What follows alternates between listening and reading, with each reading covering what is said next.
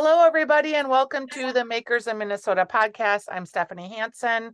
I'm your host today. And on this podcast, we talk to cool people doing cool things. And something popped up in my feed this week, and it was a company I'd never heard of. And it makes something that is one of my favorite things. So I was like, hey, I need to talk to these people. I am here today with Josie Boyle, and she is with Mousse Sparkling Wine Company. And Josie, you are in Jordan, Minnesota. Yes. And how did I just find out about you today? We're a pretty small winery. We've been open for about 3 years, a little over 3 years. And I don't know, I guess we just need to get on more people's radars. Yeah, because you are doing two of my favorite things. You're doing cider, Hmm. actually three of my favorite things: hard cider, sparkling wine, and using all Minnesota grown grapes. Yes. Yep, exactly. Well, where should I begin? All of it. Tell me. Um, yeah, the sparkling wine really came about because I've been working in the industry for about 15 years, and I got my start early on. I worked in Michigan at Mauby Vineyards, which only makes sparkling wines. So I worked there a few years, and that's where I learned the process of making sparkling wines and all of that because it is very technical. It uses different equipment. When you add bubbles to a liquid and try to package it, a lot of things can go wrong, and there's a lot Yes. of factors to consider. So that's why most wineries don't also do sparkling wine. It's a very specialized type of winemaking. So I worked at Mauby for a few years, and then I got homesick and moved back to Minnesota where I grew up. And this was my dream to open Mousse one day. So tell me about your, do we call it a tasting room? Because we don't, because you're doing cider too. So it's not, are Mhm. you a cidery? Are you a tasting room? Are you um, all the above? Kind of all the above. Yeah, we're a tasting room. Yeah. But one thing that's different about us also than other wineries is that we're actually right downtown Jordan. We don't grow any of the grapes ourselves. We buy from local growers around Minnesota. But you're not gonna come to us and frolic among the vineyards because we're just right in downtown. And that's kind of the feel that I wanted to convey sort of. We're more like a wine bar Sure. kind of feeling. And we have a nice patio outside too. So it's beautiful, on the nice summer days. When you look at a state like Michigan, the terroir is somewhat similar to a Minnesota climate and topography. So, do your tastes run more towards those types of grapes? And those types of grapes, I think, I don't know a ton, but I know a tiny bit, tend to be sweeter and maybe lend themselves more to a sparkling situation. Mhm.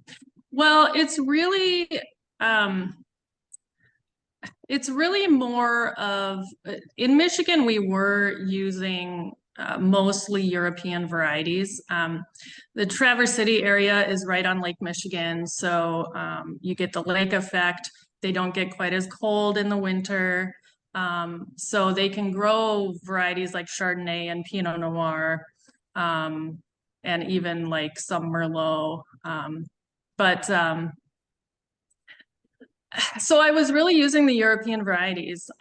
What drew me to Minnesota varieties and like coming back to Minnesota to make wine was really because our grape varieties here have higher acid, and the higher acid is can be really hard to deal with, and you can struggle to make like a nice dry wine when the acid is really high. Um, but in sparkling wines, you actually want a little bit higher acid because that acid will balance the bubbles really nicely. Like bubbles and acid go well together in a wine. So when I moved back to Minnesota, that's why, another aspect of like making wine in Minnesota, I really, really wanted to make sparkling wines because of just the chemistry of our grapes here.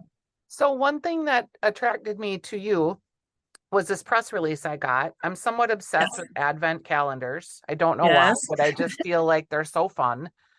And you have an advent calendar that really incorporates all of your products. Can you tell us about it? Because Yes. it's so cute. Yes. So this is a lot of fun. Like I said, we've been open for a little over 3 years, and we've actually done an advent calendar every year since the beginning. And if you're watching the Zoom, I Yeah. have an example from last year. This is last year's box, but it comes in a little like fun gift box.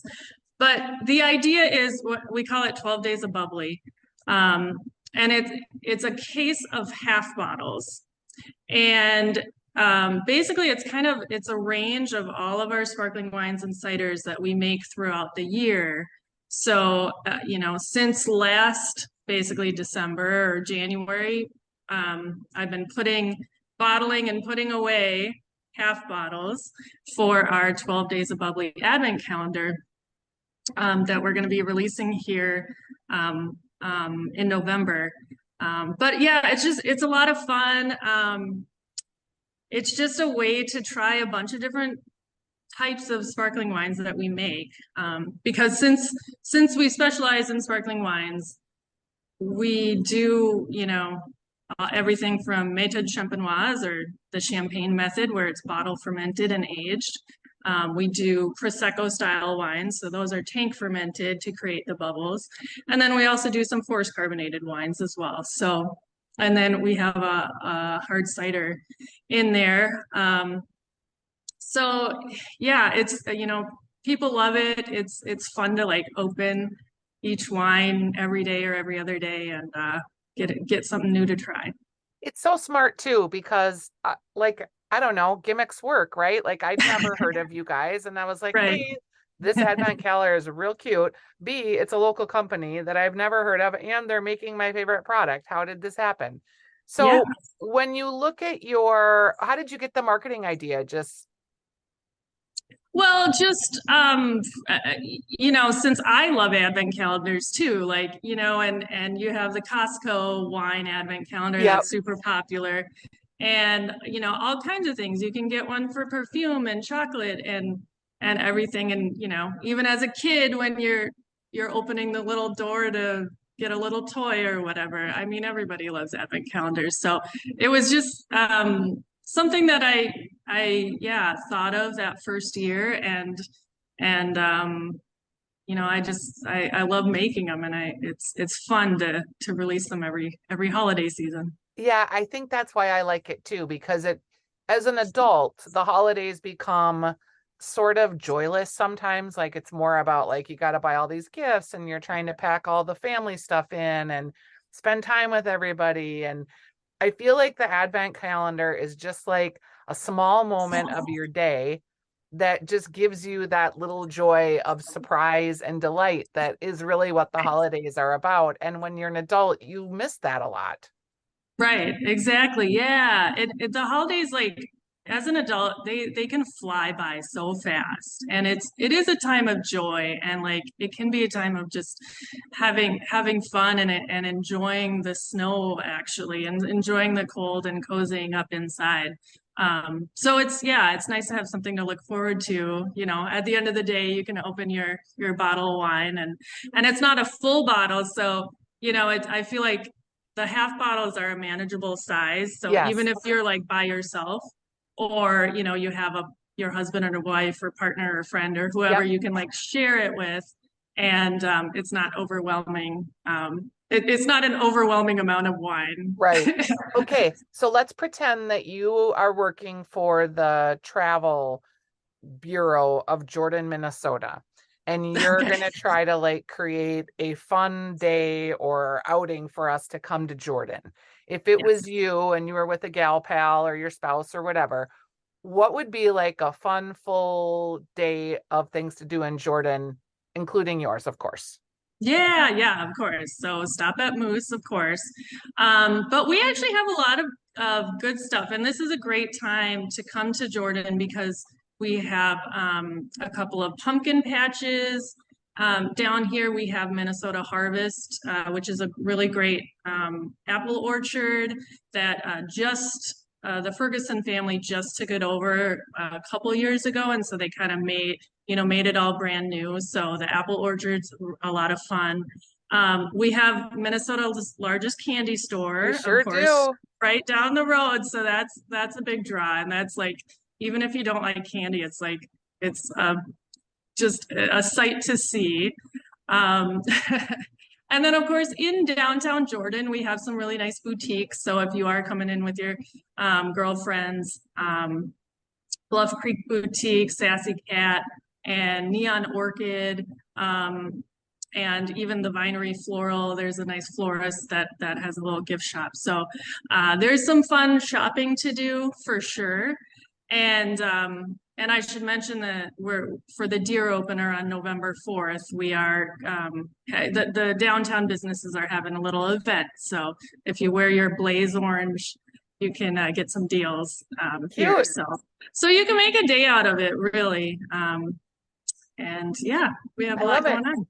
Well, thanks. It was a pleasure to meet you, Josie. You sound like you know your way around to sparkling, so I'm excited about that. And the Advent calendar. This podcast is going to post on November 3rd, so people can. Yep. How do you want them to order it from you, and what are your socials so they can follow you and learn more? Yeah, so our website is moussewinery.com. That's spelled Mousse, winery.com. And we have a special web page on our site just for the Advent calendars. So if you want, the best way to do it is just pre-order. So you can either order for pickup in our tasting room or you can ship it. Yep. And then we are on Facebook at Mousse Winery and Instagram at Mousse Winery. So all right. follow us. We'll put all of the links in the show notes here. And I just want to say happy fall, happy harvest. And what a great idea. It's nice to see you. I hope to come to your tap room soon. Yes, please visit. Okay. Thank you. Bye-bye. Bye now.